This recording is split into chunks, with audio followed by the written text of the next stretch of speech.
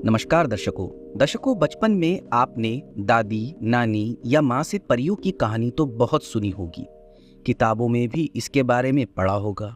उस वक्त हम इन कहानियों को सुनकर उन्हीं की दुनिया में खो जाने को सोचते थे।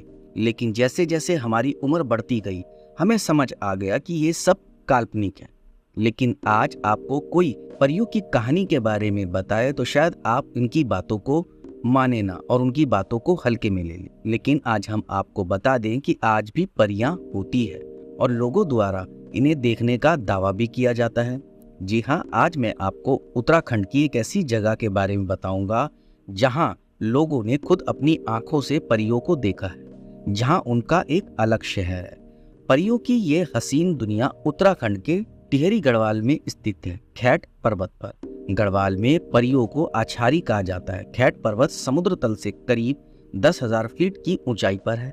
ये थाद गांव के पास ही गुमदाकार का पर्वत है। खैट पर्वत किसी जन्नत से कम नहीं। कहते हैं यहाँ आज भी लोगों को अचानक से परियों के दर्शन हो ही जाते हैं। स्थानीय लोगों की मान्यता है कि खैट पर्वत की परियां ही गांव की रक्षा करती है। अब आप ये भी सोच रहे होंगे कि जिस क्षेत्र में परियों का देश हो तो वह देखने में तो सुंदर और समृद्ध होगा ही। बता दें, यहाँ चारों तरफ हरियाली साल भर रहती है। यहाँ के पेड़ों पर फल फूल हमेशा लगे रहते हैं।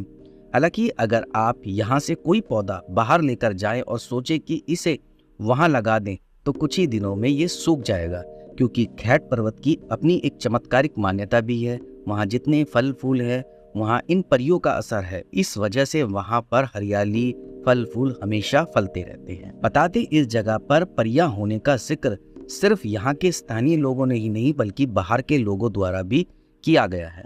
अमेरिका से आए कई वैज्ञानिकों ने बताया कि यहाँ कुछ एनर्जी तो है ही जो हर पल अपनी स्थिति एक स्थान से दूसरे स्थान में बदलती है। यहाँ खैटखाल मंदिर भी है जिसे रहस्यमय शक्तियों का केंद्र भी कहा जाता है। स्थानीय लोग इसे परियों के मंदिर के रूप में पूजते हैं। यहाँ प्रतिवर्ष जून माह में मेला लगता है। कहा जाता है कि परियों को चटकीला रंग, शोर और तेज संगीत काफी पसंद है, इसलिए यहाँ इन बातों की मनाही है। इस इलाके में जीतू नाम के एक व्यक्ति की कहानी भी काफी चर्चित है। कहते हैं जीतू की बांसुरी की तान पर आकर्षित होकर परियां उसके सामने आ गई और उसे अपने साथ ले गई। कहते हैं टिहरी में आशा रावत नाम का राजा हुआ करता था। राजा की 6 पत्नियां थी लेकिन उनका कोई पुत्र नहीं था। राजा इससे बेहद परेशान रहने लगे थे। राजा की परेशानी देखकर उनकी पहली पत्नी ने कहा कि आप राजा हो तो आप 7वां विवाह कर सकते हो। इसके बाद राजा आशा रावत पास ही एक धात गांव गए तो वहां दीपा पवार नाम के एक शख्स ने उनकी खूब खातिरदारी की तथा उन्होंने राजा से कहा कि आप यहाँ किस कार्य के लिए आए हो। तो राजा ने कहा, मैं आपकी छोटी बहन देवा से शादी करना चाहता हूँ। उसके बाद राजा का विवाह देवा रानी से हो गया तथा वह रानी बनकर आ गई।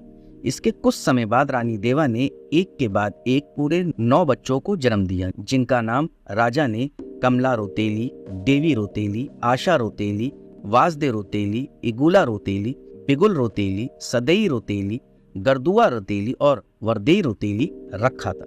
ये बच्चे किसी चमत्कारिक बच्चों से कम नहीं थे। 12 वर्ष की उम्र तक सभी बेहद सुंदर दिखने लगे थे। कहा जाता है कि रात सभी बहनें गहरी नींद में सोई हुई थी। इस दौरान उनके सपने में सेम नागराज आए और उन्होंने सभी बहनों को अपनी रानी बना लिया। लेकिन जब सुबह उठते ही सभी बहनें जल स्तोत्र गई तो उन्होंने देखा कि उनके गांव में अंधेरा पसरा पड़ा है, जबकि ऊंचे पर्वतों पर धूप खिली हुई है। सूरज की इसी तलाश में जब सभी बहनें खैट पर्वत पहुंची तो परियां बन गई। स्थानीय लोगों की मान्यता है कि यह आज भी खैट पर्वत पर परियां बनकर घूमती है। दरअसल उत्तराखंड में कुल देवता को प्रसन्न करने की पूजा विधि के दौरान भी राजा आशा रावत और रानी देवा की बेटियों का आचरी यानी कि परियां बनाने की ये कहानियां उल्लेखित होती है। इसलिए भी इस कहानी को सच माना जाता है और खैट पर्वत को परियों का देश भी कहा जाता है। उम्मीद करता हूँ दर्शकों कि जो लोग अपने बचपन में दादी नानी से परियों की कहानी सुनते थे, जिन्हें आज की तारीख में परियां अब काल्पनिक लगने लग गई थी, उन्हें ये जानकारी सुनकर पता लग गया होगा कि परियां आज भी मौजूद है। लेकिन सबको दिखे ये भी संभव नहीं है।